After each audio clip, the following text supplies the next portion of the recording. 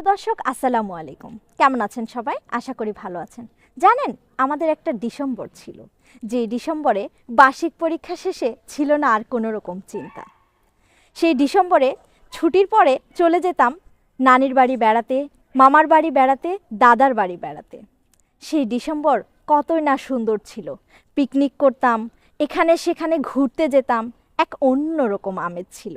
কোথায় যেন সেই সুদিনগুলো আমাদের হারিয়ে গেল। জানেন, সেই ডিসেম্বরে দেখা গেল আমরা যখন নানি বাড়ি বেড়াতে যেতাম অনেকগুলো গল্পের বই নিয়ে চলে যেতাম। সেই গল্পের বইগুলো দেখা গেল বান্ধবীদের সঙ্গে কম্পিটিশন করে শেষ করে আসতাম, কার আগে কে এই গল্পের বইগুলো পড়ে শেষ করতে পারে।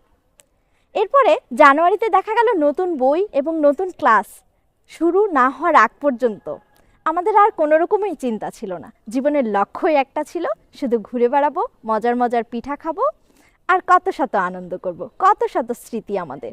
কিন্তু জানেন, সেই ডিসেম্বরগুলো কোথায় যেন হারিয়ে গেল। হয়তোবা আর কখনোই ফিরে আসবে না আমাদের সেই সুদিনের ডিসেম্বরগুলো। ধন্যবাদ সবাইকে।